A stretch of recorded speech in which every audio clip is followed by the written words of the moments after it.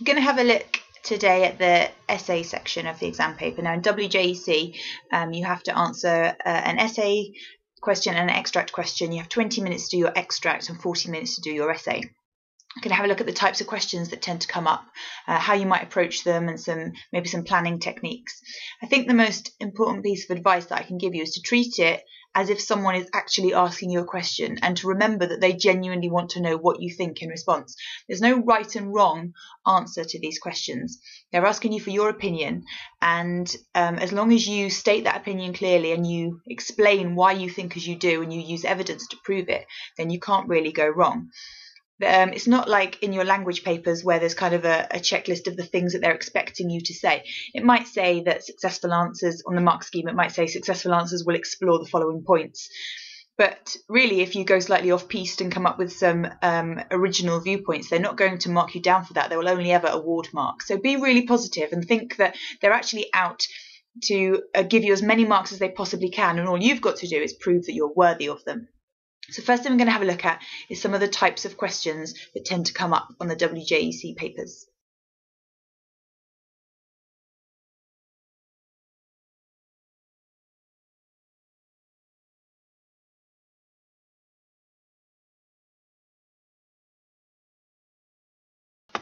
Character questions like these ones are asking you to track that particular character through the novel or play and to explore their changes and their relationships with other people and the impact that they have on the text as a whole.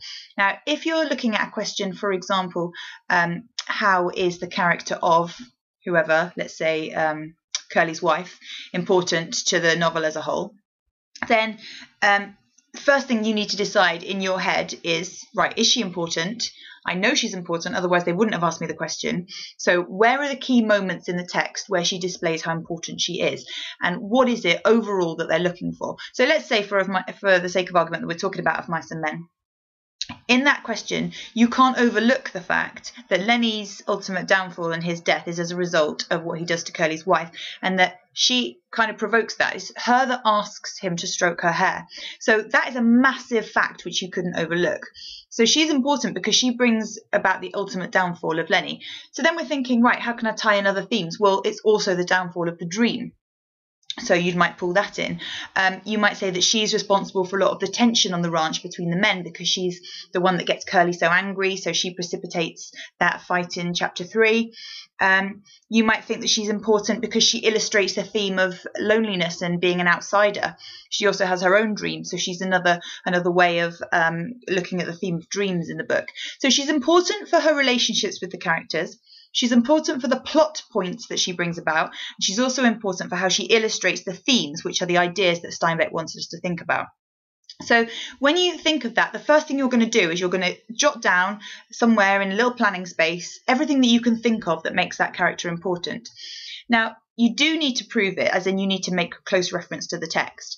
You don't necessarily need to quote at length and in perfect detail, but if you can remember some key words about that character, if you can refer very, very precisely to a particular moment where the importance of that character is illustrated, then that's important. What you mustn't do is generalize. You know, this character is important because without them there wouldn't be a plot.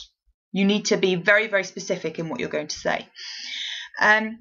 If you are looking at a question such as what do you think of such and such a character, then that's very much your opinion. And as I was saying earlier, there's no right and wrong answer.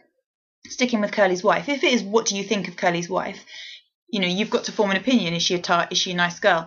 If it was A Christmas Carol and you were thinking about Scrooge, you know, what do you think of him? Do you think he changes genuinely? Do you think he was misunderstood at the beginning? So think about your opinion, and that's what you've got to argue. And if it's something that you actually think and you actually believe in response to that character, so much the better. If it was Blood Brothers, what do you think of Mrs. Johnston?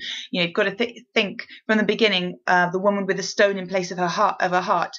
That's completely not borne out through the rest of the text. So the first thing you've got to do is come up with your big idea in response to the question. You've got to know what you're arguing and what your point of view is. Otherwise, the rest of it is going to fall apart.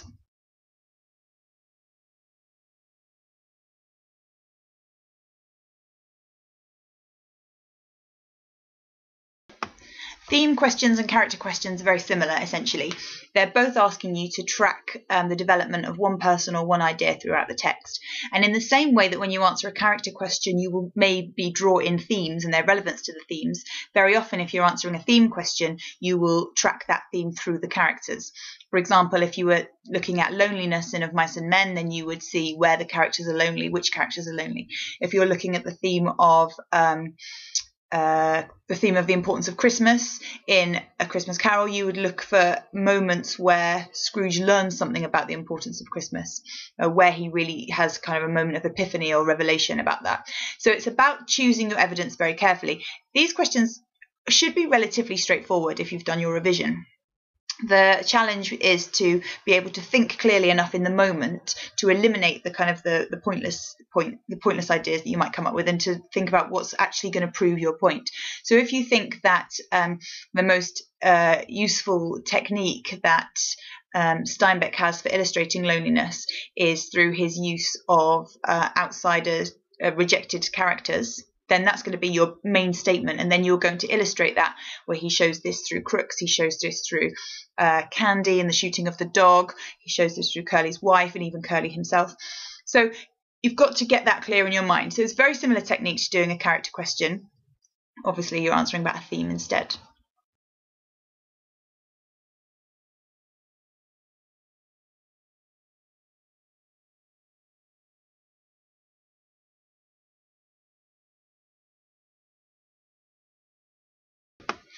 For me, these kinds of questions where they really ask your opinion about a text are the whole point of studying literature.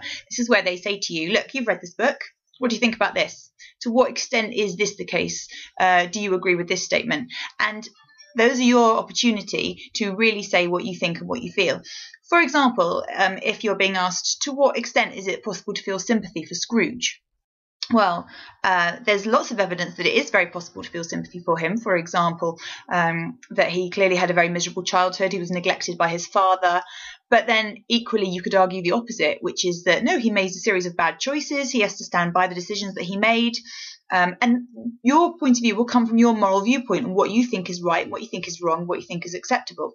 But again, the most important thing is that you prove it and that you evidence it from the text. You must think, okay, this is my point of view. I've got some stranger sitting in there, at their dining room table somewhere, marking hundreds and hundreds of these papers. How can I convince them that the way I've read this book is actually the right way, and that no, Scrooge is just a nasty old git, and we should have no sympathy for him whatsoever?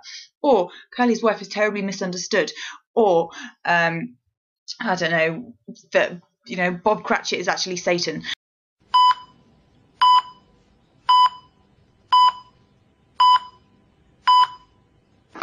You need to think very carefully before you write anything.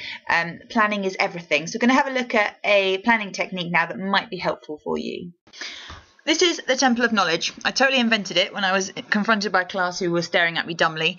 And the idea is that it points to the sky. So the bit at the top is your idea of brilliance. It has to be supported, because otherwise it will crash to the ground, causing massive loss of life. Obviously, no one's actually going to die, but I think it's more important that there's an element of peril in your essay writing.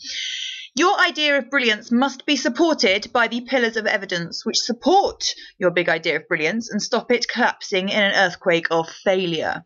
And these things are all drawn together at the bottom with the conclusion of security, which ensures that the whole thing is perfectly safe and at no risk whatsoever of falling apart. Basically, if you envisage that your essay has to have a key point which is being supported, you've got to make sure that the evidence that you choose links back to that key point. Every single paragraph should link back to your question to prove to the examiner that you're answering it. And then at the end, you tie it all together to show absolutely that you have answered this question, that you know exactly what you're doing, and that you've covered everything you possibly can. Then really, what could possibly go wrong? I mean, I say what could possibly go wrong. I mean, obviously your pen could run out, or the ceiling of the sports hall could collapse on you, or you could be sitting there for so long that you lose all feeling in your lower limbs. But realistically, it's going to be okay. Just having a little look at the mark scheme and what you're expected to do for each grade. In order to get a C in GCSE literature, you need to make detailed reference to the text.